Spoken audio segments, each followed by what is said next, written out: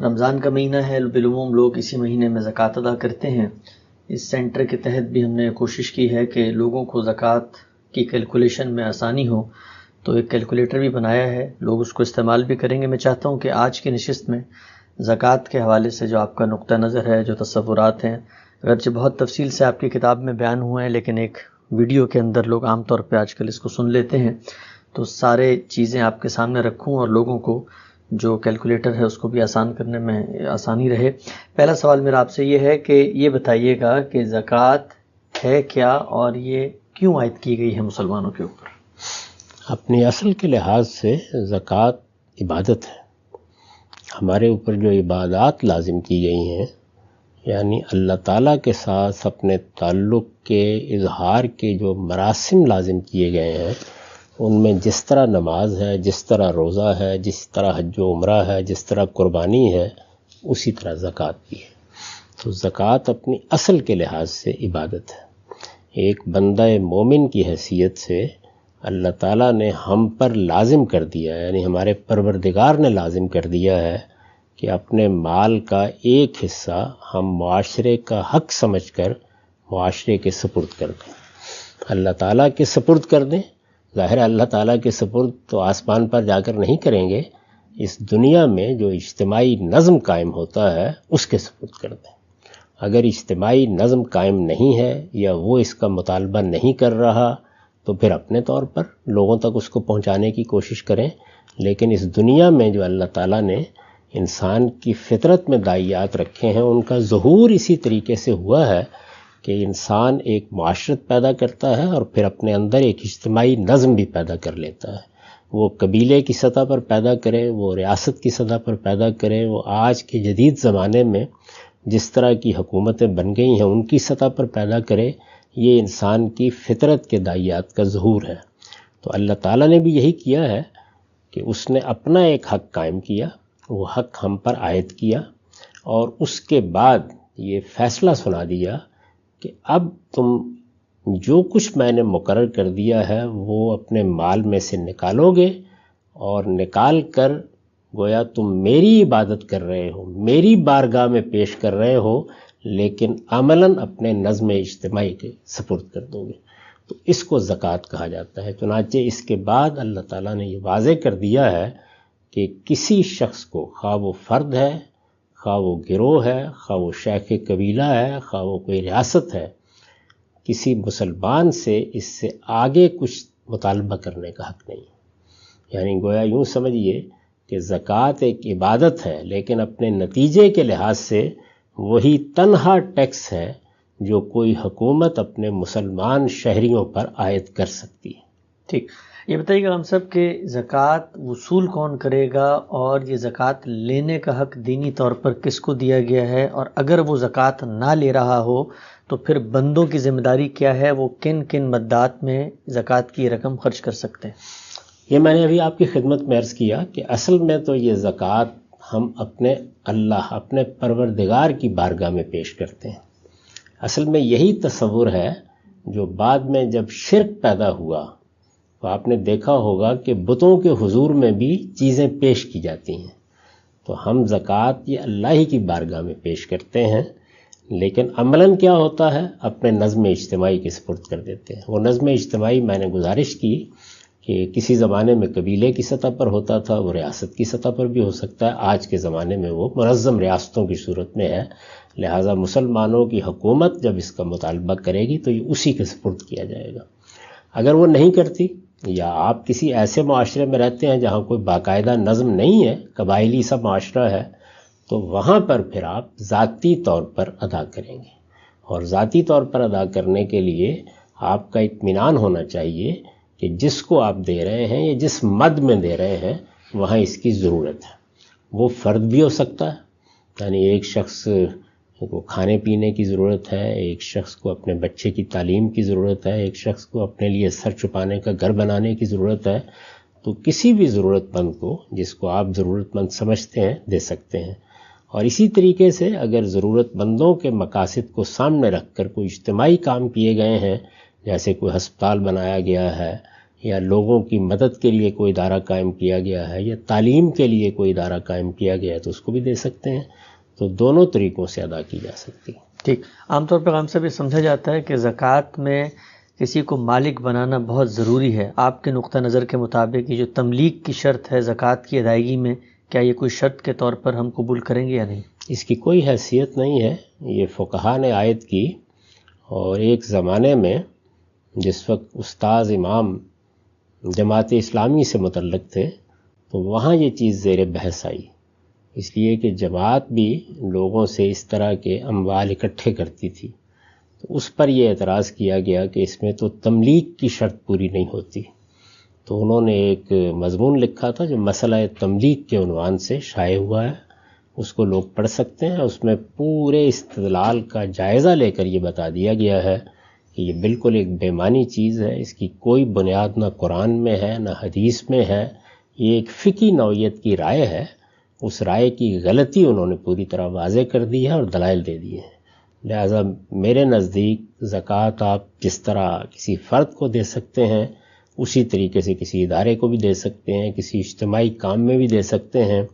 ظاہر ہے جب ہم حکومت کو دیتے ہیں تو اس وقت بھی حکومت کی ثوابدید پر ہوتا ہے، وہ جس طرح چاہتی ہے اس کو خرچ کرتی ہے. ٹھیک. آگے بڑھتے ہیں. ہم سے بھی بتائیے گا کہ زکوٰۃ کا جو نصاب ہے وہ کیا ہے، مال کتنا ہو، کس صورت میں ہو تو اس پر زکوٰۃ ادا کی جائے گی، اور ساتھ ساتھ یہ بھی بتا دیجیے گا کہ زکوٰۃ عائد کب ہوتی ہے مال کے اوپر. زکوٰۃ کا جو نصاب ہے یعنی کتنا مال ہو تو وہ آپ پر عائد ہو جاتی ہے، اس کی جو صورتیں رسول اللہ صلی اللہ علیہ وسلم کے زمانے میں موجود تھیں تو آپ نے اپنے ایک انتظامی فیصلے کے تحت وہاں نصاب مقرر کر دیا. مثلا سونا موجود تھا، بتا دیا. چاندی موجود تھی، اس کو بتا دیا. بلکہ اس میں چاندی ہی کو اصل نصاب بنایا گیا اور یہ کہا گیا کہ 5 اوقیہ چاندی پر زکوٰۃ عائد ہو جائے گی. اسی کی قیمت کے برابر سونے پر اس کا اطلاق کیا گیا. اسی طرح سے جو عام فصلیں ہوتی تھیں ان کی بھی ایک مقدار رسالت مآب صلی اللہ علیہ وسلم نے مقرر کر دی اور یہ کہا کہ اس کے اوپر زکوٰۃ لے لی جائے گی. ایسے ہی جانوروں کے معاملے میں نصابات خود رسول اللہ صلی اللہ علیہ وسلم نے مقرر کر دیا کہ گائیں 30 ہوں گی تو پھر زکوٰۃ کے قابل ہوں گی، اونٹ 5 ہوں گے تو اس کے بعد لی جائے گی. تو جن چیزوں میں رسول اللہ صلی اللہ علیہ وسلم نے اس طرح کے نصابات مقرر کر دیے ہیں وہ تو قیامت تک اسی طرح رہیں گے. لیکن وہ چیزیں جو اب نئی سامنے آئی ہیں جن میں ہمیں اب نصاب مقرر کرنا ہوگا تو اس کو اجتہادی طور پر مقرر کیا جائے گا اور اس میں اصول وہی سامنے رکھا جائے گا جو رسول اللہ صلی اللہ علیہ وسلم نے نصاب مقرر کرتے وقت سامنے رکھا ہے کہ وہ ناگزیر ضرورتیں جو انسان کو لائق ہوتی ہیں اتنی رقم کو یا اتنی مالیت کو اس سے مستثنا رکھا جائے.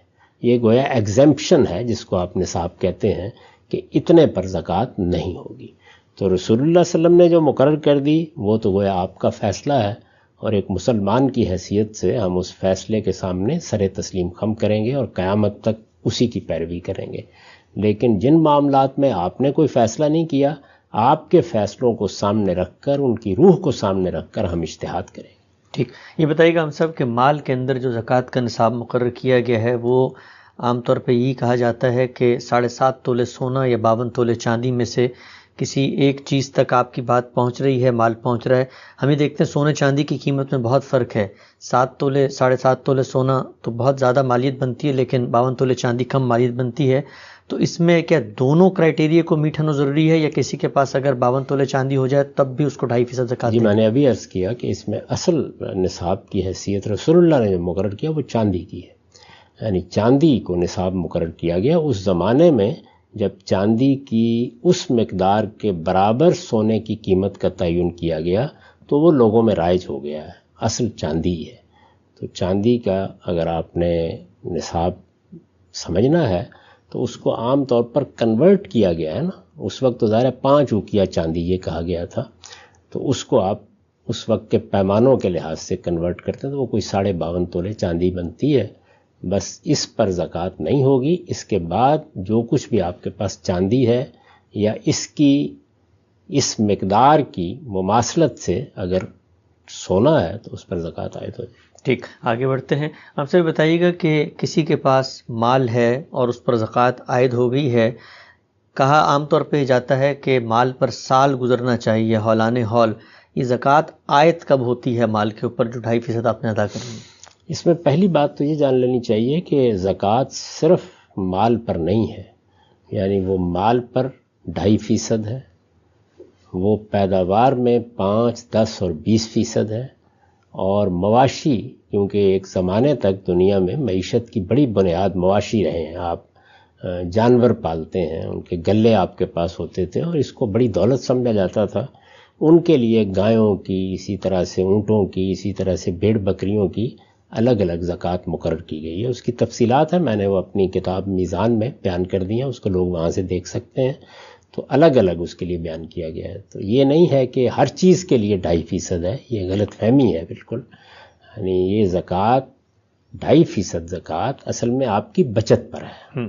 آپ کے پاس پیسے پڑے ہوئے ہیں، آپ کے پاس سونا ہے، آپ کے پاس چاندی ہے، آپ کے پاس کوئی پلاٹ ہے، یعنی جو بھی دولت کی چیزیں ہو سکتی ہیں، ہیرے ہیں، جواہرات ہیں، کوئی اور چیز ہے جس کو آپ مال دولت کہتے ہیں، وہ آپ کے پاس ہے یا آپ اس کے مالک ہیں، تو اس پر یہ زکوٰۃ عائد ہوگی۔ اور یہاں یہ بھی سمجھ لینا چاہیے کہ 3 چیزوں پر زکوٰۃ نہیں ہوتی، یعنی ذاتی استعمال کی کسی چیز پر زکوٰۃ نہیں ہوتی۔ ذاتی استعمال کے زیورات ہوں، ذاتی استعمال کا فرنیچر ہو، ذاتی استعمال کا گھر ہو، ذاتی استعمال کی گاڑیاں ہوں، ذاتی استعمال کی کسی چیز پر زکوٰۃ نہیں ہوتی۔ اسی طرح سے جو نصاب مقرر کیا ہے رسول اللہ صلی اللہ علیہ وسلم نے، یا اب اگر کوئی نصاب اجتہادی طور پر مقرر کیا جائے گا، کیونکہ نئی چیزیں آ گئی ہیں تو ان میں نصاب مقرر کرنا ہوگا، تو وہ نصاب سے کم جو چیز ہوگی اس پر بھی زکوٰۃ عائد نہیں ہوتی۔ اسی طرح سے پیداوار ظاہر ہے کہ کسی عامل پیداوار سے ہوگی۔ اگر آپ نے زمین سے پیداوار لینی ہے تو زمین عامل ہے، زمین خریدیں گے تبھی پیداوار ہوگی۔ اگر آپ نے فیکٹری سے پیداوار لینی ہے تو فیکٹری عامل ہے، کوئی فیکٹری لگائیں گے، کسی جگہ کوئی عمارت بنائیں گے، مشینیں لائیں گے تبھی اس سے پیداوار ہوگی۔ اسی طرح سے اگر مثال کے طور پر آپ نے کوئی پلازا بنایا ہے، اس کو کرائے پر اٹھانا ہے یا مکان کرائے پر اٹھانا ہے، تو وہ بنے گا تو تبھی ہوگا۔ تو وہ چیز جو عامل پیداوار ہے، یعنی مینز آف پروڈکشن کی حیثیت اختیار کر گئی ہے، اس پر بھی زکوٰۃ عائد نہیں ہوتی۔ اس سے جو چیز پروڈیوس ہوگی اس پر زکوٰۃ ہوگی۔ یہ بتائیے گا ہم صاحب کہ یہ جو بچت کی زکوٰۃ ہے 2.5%، اس پر میں نے سوال پوچھا آپ سے، کیا سال گزرنے کی عام طور پہ شرط بیان کی جاتی ہے کہ اس مال پہ سال گزرا ہو؟ یہ عائد کس دن ہوتی ہے؟ ہولان ہول کا مطلب یہ ہے کہ مال کی زکوٰۃ سال میں ایک بار لی جائے گی۔ ٹھیک، یعنی یہ سال میں 2 مرتبہ نہیں لی جا سکتی، 3 مرتبہ نہیں لی جا سکتی، ایک بار لی جائے گی۔ تو اس لیے مال کی زکوٰۃ کے لیے جب حکومت بھی لے گی تو ایک دن مقرر کرے گی، طے کرے گی کہ مثال کے طور پر ہم 5 اپریل کو لیا کریں گے، 3 مارچ کو لیا کریں گے، 1 رمضان کو لیا کریں گے، دن مقرر کرے گی۔ اس وقت بھی جن لوگوں کو مال کی زکوٰۃ دینی ہوتی ہے انہیں دن مقرر کرنا چاہیے، تو بس اس دن جو کچھ ان کے پاس مال ہوگا، وہ رات کو آیا ہو تب بھی، اور رات کو چلا گیا تو چلا گیا، جو اس دن موجود ہوگا اس پر 2.5% زکوٰۃ آئے۔ تو اس کو ہولان ہول کہتے ہیں۔ اس کا یہ مطلب نہیں ہوتا کہ ہر روپے پیسے کے اوپر آپ طے کر رہے ہیں کہ اس پہ سال گزرا ہے یا نہیں گزرا، یعنی گویا آپ زکوٰۃ دینے کے قابل ہو گئے، آپ نے زکوٰۃ کا ایک دن مقرر کر لیا، اب مال آیا، مال چلا گیا، کچھ آپ نے خرچ کر لیا، جو اس دن آپ کے پاس موجود ہے، پلاٹ ہے آپ کے پاس، کوئی ہیرا ہے، کوئی جواہرات ہیں، کوئی اور چیز ہے، اس پر زکوٰۃ عائد ہو جائے۔ ٹھیک، ہم سے بتائیے گا، ابھی آپ نے فرمایا کہ ذاتی استعمال کی چیزیں مستثنیٰ ہیں، تو ذاتی استعمال کی چیزوں میں کیا کیا چیزیں شامل ہوں گی؟ مثلا ہمارا گھر، ہمارے زیورات، اگر ہم نے کوئی چیز سنبھال کے رکھی ہوئی ہے، بچیوں کے لیے عام طور پہ مائیں جو ہیں وہ زیور جمع کر کے رکھتی ہیں، کیا وہ بھی ذاتی استعمال میں آئے گا؟ اس طرح پلاٹ لوگ رکھتے ہیں کہ اس پہ گھر بنائیں، تو ذاتی استعمال کا دائرہ کار حدود کیا ہے؟ یہ جتنی چیزیں آپ نے بیان کی ہیں سب ذاتی استعمالی کی چیزیں ہیں، یعنی میرا گھر ہے، میرے فرنیچر ہے، میرے کپڑے ہیں، میری گاڑیاں ہیں۔ اسی طریقے سے ظاہر ہے بچوں کے لیے کوئی چیز آپ نے، تو وہ ذاتی استعمال کی چیز ہے۔ آپ نے کسی بچے کے لیے کوئی اہتمام کر رکھا ہوا ہے، یا کوئی چیز اس کے لیے، کوئی پلاٹ یا کوئی چیز اس کے نام لگا رکھی ہے، وہ سب چیزیں ذاتی استعمالی میں ہوں گی۔ یعنی اصل چیز یہ ہے کہ وہ استعمال کرنے کے لیے ہے، یعنی یوں نہیں ہے کہ آپ نے اس نام سے مال جمع کر رکھا ہوا ہے، استعمال کی چیزیں، تو وہ استعمال کی کسی چیز پر بھی نہیں ہوگی، وہ کوئی بھی ہو سکتی ہے۔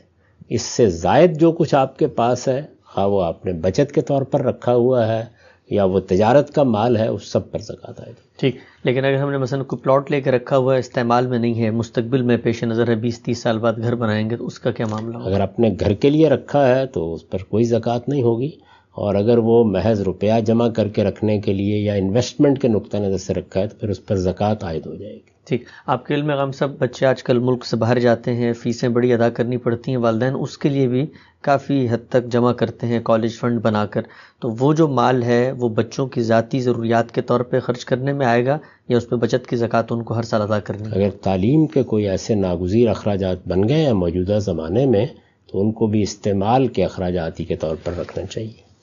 ٹھیک، آگے بڑھتے ہیں۔ یہ بتائیے گا ہم سب کہ آپ نے فرمایا کہ جو پیداوار ہے اس میں 5، 10 اور 20% زکوٰۃ ہوتی ہے، یہ پیداوار کی زکوٰۃ بالعموم لوگوں کے لیے ایک بہت ہی منفرد چیز ہوتی ہے، وہ زمین کی پیداوار سے تو واقف ہیں، سروسز پہ جو اطلاق آپ نے کیا ہے یا کوئی آپ کا اجتہادی اطلاق ہے؟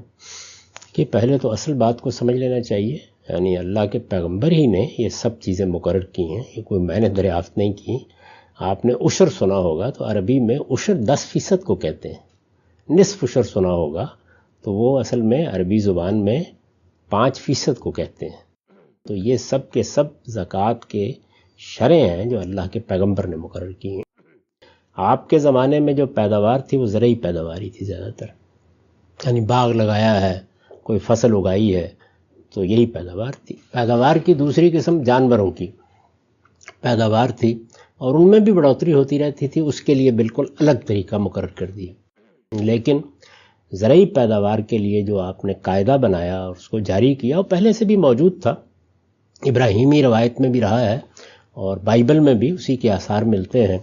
وہ یہ تھا کہ اگر تو پیداوار محنت اور سرمایہ دونوں سے ہو رہی ہے، ظاہر ہے پیداوار ایسے تو نہیں ہو جائے گی نا، اس کے اندر کوئی چیز لگے گی تو پیداوار ہوگی، تو اگر وہ محنت اور سرمایہ دونوں سے ہو رہی ہے تو 5%، ایک سے ہو رہی ہے تو 10%، دونوں کے بغیر ہونی شروع ہو گئی ہے تو پھر 20%، جس کو خمس آپ کہتے ہیں وہ 20% ہے اصل میں عربی میں۔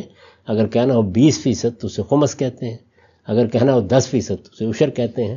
تو یہ ان الفاظ کے ساتھ لوگوں کے علم میں ہے، لیکن وہ اس کو اردو میں نہیں سمجھتے۔ وہ پیداوار کی جو قسم رسول اللہ کے زمانے میں تھی، اس کے بعد نئی قسمیں پیدا ہو گئیں پیداوار کی، تو جب نئی قسمیں پیدا ہوتی ہیں تو ان میں اجتہادی اطلاق کیا جاتا ہے۔ اب مثلا دیکھیے کہ آپ کے ہاں مال کی جو زکوٰۃ ہے وہ تو سونے اور چاندی کے لیے بیان ہوئی ہے نا، تو اب کرنسی سونا اور چاندی تو نہیں ہے۔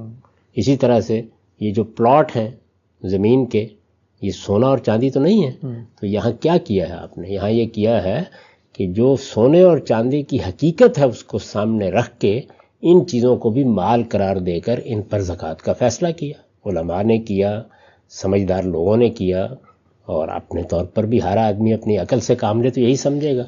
تو پیداوار کو آپ صرف زرعی پیداوار تک کیسے محدود کر سکتے ہیں؟ موجودہ زمانے میں صنعتی پیداوار الگ سے ایک بڑی چیز بن گئی۔ بہت سے ایسے کام ہیں کہ جن میں آپ جب انویسٹ کر دیتے ہیں تو ان سے یافت ہونی شروع ہو جاتی ہے۔ آپ نے اسکول بنا دیے، فیسیں آنی شروع ہو گئیں۔ کوئی ڈاکٹر ہے، اس نے اپنا کلینک کھول لیا، اس میں اس کو معاوضہ ادا کیا جاتا ہے۔ تو دسیوں پیداوار کی صورتیں پیدا ہو گئی ہیں۔ پلازے بنا لیں، مکان بنا لیں، ان کا کرایہ آنے لگ جاتا ہے۔ تو پیداوار کی نئی صورتوں کو اسی اصول پر الحاق کر کے ان پر زکوٰۃ عائد کی جائے گی۔ تو میں نے یہ کام کیا ہے، یہ باقی لوگ بھی کر رہے ہیں، لیکن انہوں نے غور نہیں کیا اس بات کے اوپر کہ جس وقت کرنسی نوٹ پر انہوں نے زکوٰۃ عائد کی یا پلاٹ پر زکوٰۃ عائد کی یا اور سرمایے کی صورتیں نئی پیدا ہوئیں تو یہی کر کے کی نا۔ رسول اللہ صلی اللہ علیہ وسلم کے زمانے میں تو یہ چیز نہیں تھی۔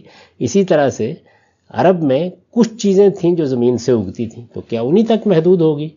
اگر آپ کے ہاں آم اگتے ہیں تو عرب تو اس سے واقف نہیں تھے، تو ان کے پھل پر زکوٰۃ نہیں ہوگی۔ تو چیز کو مقابل میں رکھ کے دیکھا جاتا ہے۔ ایسے ہی جانوروں کی زکوٰۃ میں اگر رسول اللہ کے زمانے میں دیکھیں تو وہاں بھیڑ بکریاں ہیں، وہاں اونٹ ہیں، وہاں گائے ہے، بھینس نہیں ہے، لیکن ہندوستان میں تو بھینسیں موجود تھیں۔ تو قیاس کیا جائے گا نا پھر کہ بھینس کی زکوٰۃ میں اب کس کے ساتھ الحاق کرنا ہے، تو لوگوں نے گائے کے ساتھ کر دیا۔ کسی اور جگہ پہ ایسے جانور ہو سکتے ہیں کہ آپ بھیڑ بکری کے ساتھ کریں۔ مثال کے طور پر اگر کسی جگہ پہ لوگ ہرن اور چکارے اور اس طرح کے جانور پالنا شروع کر دیں اور انہیں پالتو بنا لیں تو وہاں آپ اس کا الحاق کس چیز سے کریں گے؟ بھیڑ بکریوں سے کریں گے نا. تو اس لیے یہ اجتہادی عمل تو قیامت تک ایسے ہی جاری رہے گا. اسی کی طرف میں نے توجہ دلائی ہے، کوئی ایسا نیا کام نہیں کیا. ٹھیک، ہم صاحب نے فرمایا کہ پیداوار کی زکوٰۃ کی یہ 3 مدات ہیں. مال، محنت اور سرمایہ دونوں لگے تو 5%، دونوں میں سے کوئی ایک لگے تو 10%، اور دونوں ہی نہ لگیں اور ویسے ہی آپ کو عطیہ خداوندی کے طور پہ کچھ چیز مل جائے تو 20%. یہ بتائیے گا کہ پیداوار کی زکوٰۃ عائد کب ہوتی ہے، اور یہ پیداوار جب ہم کر رہے ہوتے ہیں تو پوری پیداوار پہ 10%، 5%، 20% دینا ہوتا ہے، یا جو ویلیو ایڈیشن ہوتی ہے، سونا 100 روپے کا پیچھے سے لیا اور اس پہ محنت لگا کے ایک زیور بنا کے 130 کا بیچا، تو اب 130 پہ زکوٰۃ ہوگی یا صرف 30 روپے کی ویلیو ایڈیشن پہ زکوٰۃ ہوگی؟ یہ صنعتی معاملات میں تو ویلیو ایڈیشن ہی پر زکوٰۃ ہونی چاہیے، کیونکہ پیچھے سے بہت سا جو میٹیریل آتا ہے وہ پہلے سے زکوٰۃ کے مرحلے سے توقع کی جانی چاہیے کہ مسلمانوں کے معاشرے میں گزر کر آئے گا. نہیں گزرا ہے تو کوئی ذمہ داری اس آدمی پر نہیں ہے، وہ ذمہ داری پیچھے تھی. جس نے سونا خریدا اس نے زکوٰۃ دینی تھی اس کے اوپر. اب آپ نے اس پر جو عمل کیا ہے تو اس سے ایک ویلیو ایڈیشن ہوتی ہے، تو اس کے اوپر یعنی اس کے 5%، اس کے 10%، اس کے 20% پر قاعدے کے مطابق زکوٰۃ عائد ہو جائے گی. یہی طریقہ ہوگا، لیکن یہ صنعتی پیداوار میں ہے. باقی یہ ہے کہ آپ نے فیسیں لی ہیں، آپ نے ایک اسکول بنایا ہے، کوئی کالج بنایا ہے، ڈاکٹر کی حیثیت سے فیسیں لی ہیں، تو ایک کلینک کے اوپر آپ کا کچھ خرچ بھی ہوتا ہے، ظاہر تنخواہیں دیتے ہیں آپ، کوئی عمارت ہوتی ہے، کوئی کرایہ دیتے ہیں. اسی طرح سے اس میں آپ کی محنت بھی صرف ہو رہی ہوتی ہے تو 5% ہو جائے گی. وہ گراس پہ ہوتی ہے ہمیشہ، اس میں اخراجات نہیں نکالے جاتے. پیداوار کی زکوٰۃ کا اصول یہی ہے. لیکن جو اس کے لیے میٹیریل چاہیے یا کوئی اس طرح کی چیز چاہیے، وہ ایک طرح سے عوامل پیداواری کا حصہ بن جاتی ہے، اس کے بغیر زیور بن نہیں سکتا. تو اس لیے جیسے اس فیکٹری پر کوئی زکوٰۃ نہیں ہے، اس کارخانے پر نہیں ہے، اسی طریقے سے اس را میٹیریل پر بھی نہیں ہوگی، بلکہ ویلیو ایڈیشن کے اوپر ہوگی. اور یہ جو زکوٰۃ ہے، یہ میں نے پہلے عرض کر دیا کہ 5، 10 اور 20% ہوگی. یعنی اس میں دیکھا یہ جائے گا کہ کیا وہ محنت اور سرمایہ دونوں سے پروڈیوس ہو رہا ہے، یا وہ محض محنت یا محض سرمایہ سے ہو رہا ہے، یا پھر دونوں کے بغیر ہونا شروع ہو گیا. ٹھیک. شاہ صاحب، ہم چیزیں کرائے پہ دیتے ہیں، اکثر شادی ہال کرائے پہ دیتے ہیں، بلڈنگیں، عمارتیں، گھر کرائے پہ دیتے ہیں. تو یہ کرائے پہ گھر دینے سے جو ہمیں آمدن ہو رہی ہوتی ہے اس کو کس میں شمار کریں گے؟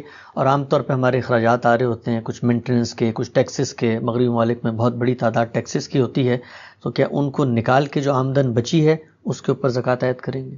دیکھیے، بات یہ ہے کہ یہ کرائے کی چیزوں کے اوپر بھی وہی، اگر آپ کے اخراجات بھی ہو رہے ہیں، یعنی ایک تو چیز یہ ہے کہ خود اس چیز کو وجود میں لانے کے لیے اخراجات ہو رہے ہیں یا وجود میں رکھنے کے لیے بہت اخراجات ہو رہے ہیں، تو اس صورت میں تو وہی اصول ہوگا کہ آپ اس کو نکال لیں اس کے اندر سے.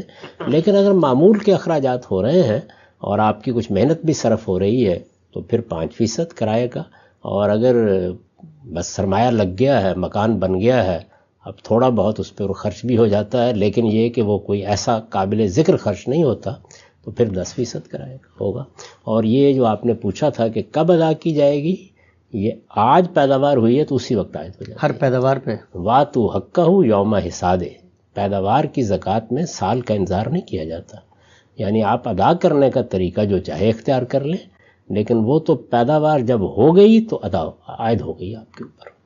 ایک فصل آ گئی اس پر عائد ہو گئی، اگلی فصل آئے گی اس پر عائد ہو جائے گی. وہ کوئی چیز اگر روزانہ پیداوار دے رہی ہے تو روزانہ عائد ہو جائے گی. اور وہ نتیجہ کے لحاظ سے ایک ہی بات ہوگی، آپ حساب سال کے لحاظ سے کر لیں، 6 ماہ کے لحاظ سے کر لیں، روزانہ کے لحاظ سے کر لیں. اگر مثال کے طور پر آپ نے ایک گھر کرائے پہ دیا ہوا ہے اور اس کا کرایہ ہر مہینے ملتا ہے، تو ہر مہینے زکوٰۃ تو عائد ہو گئی.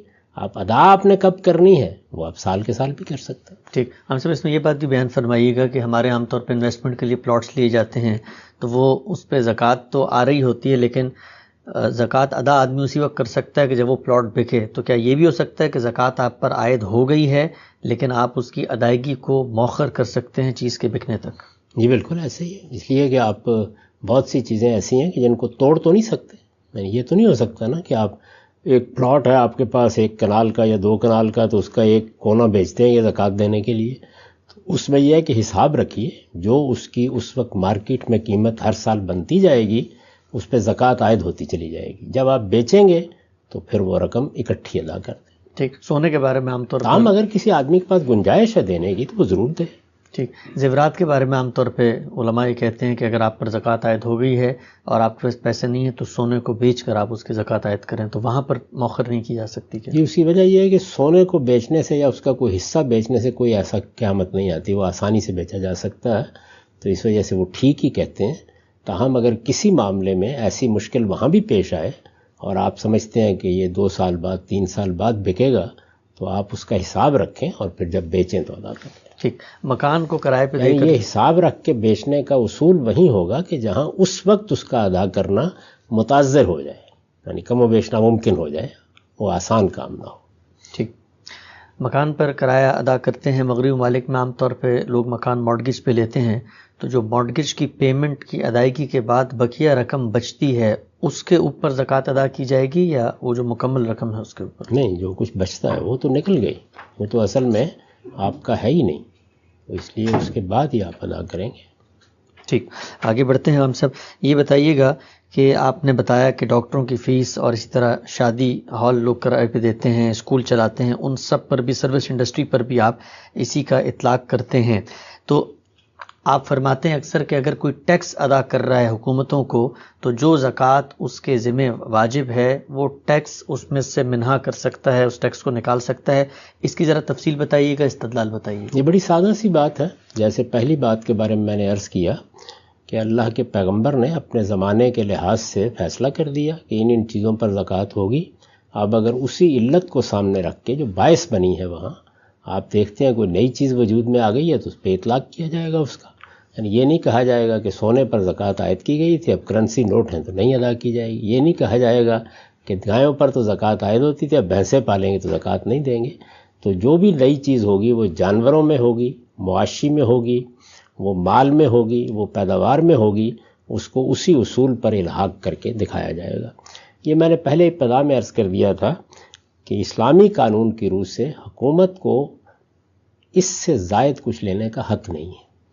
آج کل کی حکومتیں ٹیکس لیتی ہیں تو ظاہر ہے کہ یہ چیز اللہ کے قانون کی خلاف ورزی کر کے لی جاتی ہے، تو آپ اپنی زکوٰۃ کو جو آپ پر اللہ کی طرف سے عائد کی گئی تھی اس میں سے منہا کر سکتے ہیں. یعنی جتنی آپ نے ٹیکس میں رقم ادا کر دی اس کا حساب کریں، اور جو آپ پر زکوٰۃ عائد ہوتی ہے اس کا زکوٰۃ کے لحاظ سے حساب کریں. تو اگر وہ اتنی رقم ادا ہو گئی ہے تو آپ کی زکوٰۃ بھی ادا ہو گئی، اگر اتنی رقم ادا نہیں ہوئی تو جو زائد ہے وہ آپ ادا کر دیں. ٹھیک. ہم سے یہ جو آپ کا اجتہاد ہے اس معاملے میں کہ چونکہ حکومت کو یہی مقرر کیا گیا تھا، اس سے زیادہ وہ لے نہیں سکتی تھی، اگر اس نے لے لیے تو اب ہم منع کر سکتے ہیں. کوئی اس کی مثال ہمارے قدیم تراث کے اندر، کوئی آثار کے اندر بھی ملتی ہے کہ ہمارے بزرگوں میں سے کسی نے بھی اسی طرح کا کوئی معاملہ کیا ہو؟ جی، صحابہ تابعین کے آثار میں اس کی مثالیں ملتی ہیں. جب ٹیکس لگائے گئے تو انہوں نے یہ طریقہ اختیار کیا. ہمارے ایک جلیل القدر عالم نے اس کی بہت سی مثالیں بیان بھی کر دی تھی ایک موقع کے اوپر. کوئی لوگ چاہیں تو اس کو دیکھ سکتے ہیں. مولانا عمار خان ناصر صاحب کا مضمون موجود ہے، اس میں دیکھ سکتے ہیں. ٹھیک. یہ بتائیے گا ہم سے زکوٰۃ جو ہم گورنمنٹ کو دیتے ہیں اپنی جو ٹیکس ہم گورنمنٹ کو دیتے ہیں اپنی زکوٰۃ سے منع کر سکتے ہیں؟ اس میں کیا تمام ڈائریکٹ انڈائریکٹ ٹیکسز شامل ہیں؟ Income tax, sales tax, excise duty, جتنے ٹیکس ہم دے رہے ہوتے ہیں؟ جی، جس کو آپ ٹیکس کہتے ہیں وہ تو سب شامل ہیں، لیکن ہمارے ہاں آج کل حکومتیں جو کاروبار کرتی ہیں ان کے معاوضے کے اوپر اگر کوئی اضافہ کرتی ہیں تو اس کو بھی ٹیکس کہہ لیا جاتا ہے، درحال ہے کہ اس کے لیے ٹیکس کا لفظ موضوع نہیں ہے کسی طرح بھی. یعنی حکومت اگر پیٹرول بیچ رہی ہے، حکومت اگر بجلی بیچ رہی ہے تو وہ خرید و فروخت کا معاملہ ہے، اس کی قیمت وہ جو چاہے مقرر کرے، مارکیٹ کے لحاظ سے مقرر ہوتی ہے. اسی طرح حکومت اگر کوئی سہولت فراہم کرتی ہے آپ کو، جیسے سڑکیں بنا دیتی ہے، پل بنا دیتی ہے، اس کے اوپر ٹول عائد کر دیتی ہے، اس کا بھی ٹیکس سے کوئی تعلق نہیں ہے، وہ اصل میں اس سڑک کو استعمال کرنے کا معاوضہ ہے، تو اس کو آپ منع نہیں کر سکتے. باقی جو ٹیکس ہیں حقیقت میں، یعنی جو آپ کے کمائے ہوئے سے بغیر اس طرح کے کسی استفادے کے آپ سے لیے جاتے ہیں، جن کو ٹیکس کہنا چاہیے حقیقی معنی میں، وہ سب آپ نکال سکتے ہیں.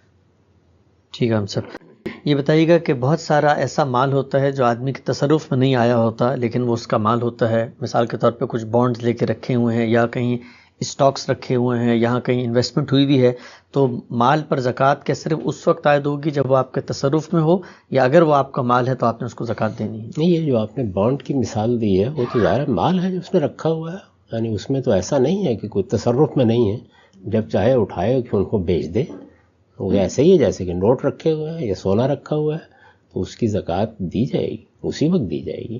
اس کا یہ مطلب نہیں ہے کہ بانڈ ہی کو اٹھا کے دیا جائے گا، یعنی ظاہر ہے کہ آپ روپے میں اس کی زکوٰۃ دے سکتے ہیں یا کسی اور صورت میں دے دیں، لیکن زکوٰۃ اس پر عائد ہوگی۔ وہ مال ہے جو آپ کے پاس موجود ہے، کوئی ایسی چیز کہ جس کو اس وقت توڑنا مناسب نہیں ہے یا وہ نقصان کا باعث بنتا ہے، مثلا ایک زیور بنا ہوا ہے اور یہ معلوم ہوتا ہے کہ اگر اس زیور کا ایک حصہ توڑ دیا گیا تو یہ تو زیور ہی نہیں رہے گا، تو اس طرح کی چیزوں کی آپ مؤخر کر سکتے ہیں کہ جب بیچیں گے اس وقت دے دیں گے، لیکن پھر حساب رکھیں گے، اور دنیا سے چونکہ جانا بھی ہوتا ہے تو وصیت بھی کریں گے کہ اس کی اتنی زکوٰۃ مجھ پر عائد ہوتی ہے، جب یہ بیچا جائے تو ادا کر دیا جائے۔ ٹھیک۔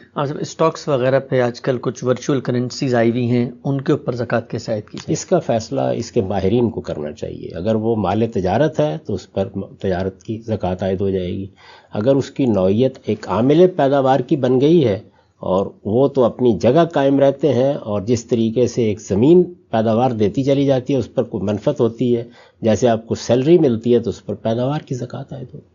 ٹھیک۔ صاحب بہت ساری ایسی آمدن ہوتی ہے جو آدمی کی نوکری ختم ہونے کے بعد ہوتی ہے، تو وہاں پر تو سیلری نہیں کنسیڈر ہو رہی ہوتی ہے، مثلا پینشن ہے یا مثلا اس طرح کے بعض فنڈز ہیں، پروویڈنٹ فنڈ اس کو مل جاتا ہے، تو وہ پینشن پہ کیا زکوٰۃ عائد کرے گا، اور پروویڈنٹ فنڈ کی جب بڑی رقم ایک ملتی ہے تو اس پہ کیا زکوٰۃ ہوگی؟ بس جب ملے گی پینشن، جس دن مل گئی زکوٰۃ عائد ہو گئی، وہ بھی جب ملے گی تو زکوٰۃ عائد ہو جائے گی۔ ٹھیک۔ اور پینشن پہ کیا جو نصاب ہے اس کے تحت زکوٰۃ عائد ہوگی؟ آمدن کی ایسی سب زکوٰۃ؟ چیزوں پر 10% زکوٰۃ عائد ہوگی۔ اس کا کیا استدلال ہے؟ یہی کہ اس میں چونکہ آپ کی محنت تو اب نہیں صرف ہو رہی، آپ کو مل رہی ہے وہ رقم، آپ نے محنت کی تھی کسی زمانے میں، سرمایہ اور محنت جب دونوں مل کے کسی پیداوار کا ذریعہ نہیں مل رہے تو 10%، اگر دونوں کے بغیر ہو رہی ہے تو 20%، اور اگر دونوں کے ساتھ ہو رہی ہے تو 5%۔ ٹھیک۔ ہم سے یہ بتائیے گا کہ زکوٰۃ جب ہم ادا کرتے ہیں تو کیا اس کے لیے یہ ضروری ہے کہ ہم دینے والے کو بتائیں کہ ہم زکوٰۃ کی رقم دے رہے ہیں، اور اپنے بہن بھائیوں اور والدین کو کیا زکوٰۃ دی جا سکتی ہے؟ سب کو دی جا سکتی ہے، جو ضرورت مند ہے اسے زکوٰۃ دیں، یعنی سب سے بڑھ کر تو آپ کے اعزاء، آپ کے اقربا ہی اس کے مستحق ہوتے ہیں کہ اگر آپ کے پاس کوئی اللہ کی راہ میں دینے کے لیے ہے تو آپ ان کو دیں۔ حکومت لے گی تو پھر تو آپ کو حکومت کے سپرد کرنی ہے، یعنی پھر آپ زکوٰۃ میں سے اپنے طور پر کوئی تصرف نہیں کر سکتے، لیکن اگر حکومت نہیں لے رہی اور آپ اپنے طور پر دے رہے ہیں تو والدین ضرورت مند ہیں تو ان کو دیں، اعزاء ضرورت مند ہیں تو ان کو دیں، کوئی استاد ضرورت مند ہے تو اس کو دیں، آپ کے کوئی قریبی دوست، آپ کے احباب، آپ کے ہمسائے وہ بھی ضرورت مند ہے، اور سب سے بڑھ کر جو آپ کے تعلق والے ہوتے ہیں وہ پہلے مستحق ہیں، ان کا پہلا حق ہے، تو ان کو ضرور زکوٰۃ دیں۔ ٹھیک۔ یہ بتائیے گا ہم سے غیر مسلموں کو کیا زکوٰۃ ادا کی جا سکتی ہے؟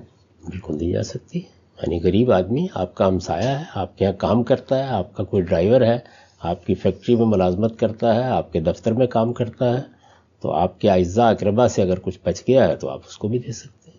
ٹھیک۔ اور اس میں ہرگز یہ ضرورت نہیں ہوتی کہ آپ اس کو بتائیں یا اس سے پوچھیں، آپ کا اطمینان ہونا چاہیے کہ یہ آدمی ضرورت مند ہے، مستحق ہے، جو بھی انفاق کے معاملات ہیں یعنی اللہ کی راہ میں خرچ کرنا ہے، اس میں نہ مذہب دیکھا جاتا ہے، نہ اس طرح سے اس کے حالات کی کھوج کریت کی ضرورت ہوتی ہے۔ آپ کا ایک عمومی فیصلہ ہوتا ہے اپنے کسی عزیز کے بارے میں، قریب کے بارے میں، کہ یہ فی الواقع مستحق ہے، یعنی مستحق کا مطلب کیا؟ ضرورت مند ہے۔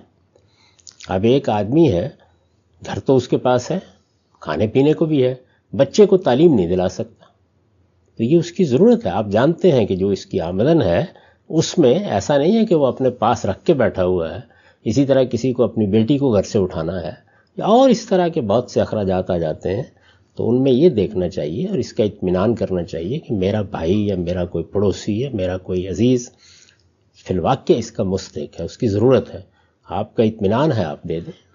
ٹھیک۔ ایسے بتائیے گا کہ بس اوقات ہمیں وراثت میں ایک بڑا مال مل جاتا ہے، نہ اس میں ہماری محنت کا دخل ہوتا ہے، نہ ہم کوئی سرمایہ لگاتے ہیں، وہ مال کیا ہماری بچت ایسٹ ہی میں شمار ہوگا؟ مال آگے منتقل ہو رہا ہے یا اس پر کوئی دوسری زکوٰۃ ہے؟ یہ توقع کرنی چاہیے کہ جس باپ سے یا جس عزیز سے آپ کو وہ میراث مل رہی ہے وہ زکوٰۃ دیتا رہا ہوگا اس پر، آپ کو ملے گا جب تو آپ مال کے مالک ہو گئے، پھر اس کے بعد آپ کی زکوٰۃ کا دن آئے گا تو آپ زکوٰۃ دیجیے گا۔ لیکن اگر مثلا کوئی فیکٹری آپ کو منتقل ہو گئی ہے، کوئی زرعی زمین منتقل ہو گئی ہے، تو پیداوار آئے گی تو اس کی زکوٰۃ عائد ہو جائے گی اس کے اوپر۔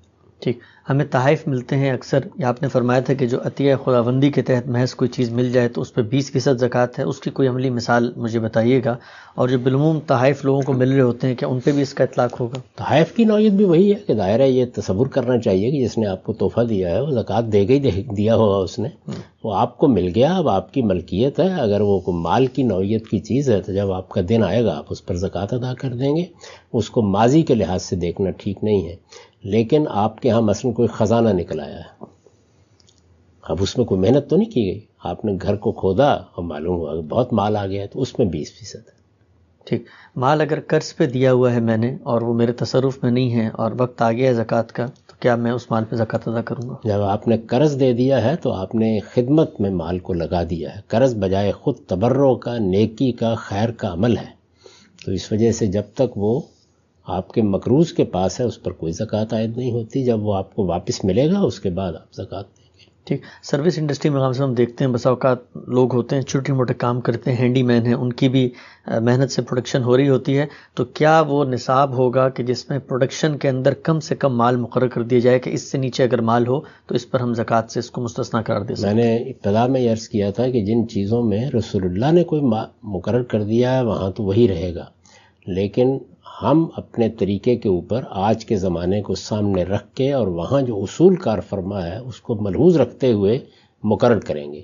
عام طور پر اس وقت حکومتوں نے ٹیکس کے لیے نصاب مقرر کیا ہوا ہے، یہ اسی اصول پر مقرر کیا جاتا ہے، تو اسی کو بنیاد بنا لیا جائے، بس اتنا مستثنیٰ ہوگا جتنا ایک انکم ٹیکس میں حکومتیں مستثنیٰ کر دی ہیں، اس کے بعد پھر زکوٰۃ عائد ہو جائے۔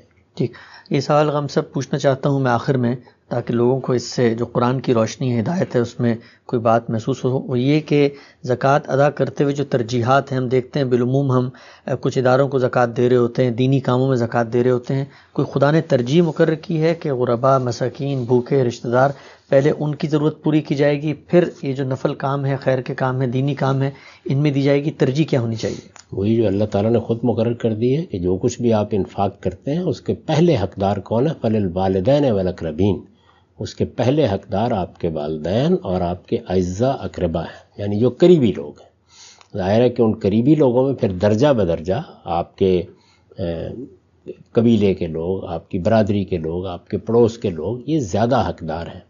جب ان سے بھی کچھ بچ جاتا ہے پھر اس کے بعد آپ کی ثوابدید پر ہے، آپ جس کو زیادہ بہتر سمجھتے ہیں دے دیں، لیکن پہلا حق انہی لوگوں کا ہے، اس کے بعد کسی ادارے کو دینی چاہیے، اس کے بعد کسی ہسپتال کو دینی چاہیے، اس کے بعد اس دائرے سے باہر دینی چاہیے، تو پہلے اس حق کو ادا کرنا ضروری ہے۔ ٹھیک، ہم سب غیر مسلم حکومتیں جو ہم سے ٹیکس لیتی ہیں کہ ہم ان کو بھی زکوٰۃ سے منع کر سکتے ہیں؟ ہر حکومت کو کر سکتے ہیں، وہ بھی ظاہر ہے آپ کو وہ ساری ضرورتیں فراہم کر رہی ہیں، بلکہ بعض جگہوں کے اوپر بہتر طریقے سے فراہم کر رہی ہیں، جن کی بنیاد پر اللہ تعالیٰ نے یہ کہا ہے کہ حکومتوں کے سپرد کر دیا جائے۔ تو جہاں کہیں جو نظم اجتماعی ہے، جب آپ اس کا حصہ بن گئے ہیں، اس کے شہری ہیں، تو آپ ایک معاہدے میں بن گئے ہیں، آپ سے جو ٹیکس لیا جاتا ہے وہ ظاہر ہے کہ وہ اگر غیر مسلموں کی اکثریت کی حکومت ہے تو وہ تو ٹیکس ہی لیں گے، تو آپ اس میں اس کو منہا کر سکتے ہیں۔ ٹھیک، چھوٹے بچے پورا سال کچھ رقم جمع کرتے ہیں اور وہ رقم کیا وہ بھی قابل زکوٰۃ ہوگی، یا بچوں کے لیے بلوغ کی عمر کی شرط ہے نصاب میں زکوٰۃ کی ادائیگی کے لیے؟ بلوغ کی عمر کے بعد ہی زکوٰۃ عائد ہوتی ہے، بچوں کو کھیلنے دیں جو وہ کھیل رہے ہیں۔ ٹھیک، ہم سب آخری سوال میرا آپ سے یہ ہے کہ بہت زیادہ تفصیلات ہم نے آپ سے پوچھی، وقت کم تھا، خواہش یہ تھی کہ جو لوگ وہ زکوٰۃ کیلکولیٹر استعمال کریں ان کو ایک تصور مل جائے، آپ کا تفصیلی نقطہ نظر کہاں بیان ہوا ہے اور لوگ اس کے استدلال کو کیسے دیکھ سکتے ہیں؟ میں نے اپنی کتاب میزان میں اس کو بہت تفصیل کے ساتھ بیان کر دیا ہے، اور میرا خیال ہے کہ آج بھی گفتگو کی ہے، اس سے پہلے بھی بہت سی نشستوں میں، بہت سے پروگراموں میں، بہت سی مجالس میں میں اس کی تفصیلات کرتا رہا ہوں، تو دونوں جگہ لوگ دیکھ سکتے ہیں، لیکن تحریری صورت میں دیکھنا چاہیں تو میری کتاب میزان میں ہے۔ میزان میں زکوٰۃ کا باب ہے، وہ نکال لیں، اس کی فہرست میں وہاں یہ ساری چیزیں اصول کے طور پر لکھی ہوئی مل جائیں گی۔ ٹھیک، ہم سب گاندھی سینٹر کے تحت زکوٰۃ کیلکولیٹر بنایا گیا ہے جہاں لوگ آسانی سے اپنی زکوٰۃ کیلکولیٹ کر سکتے ہیں۔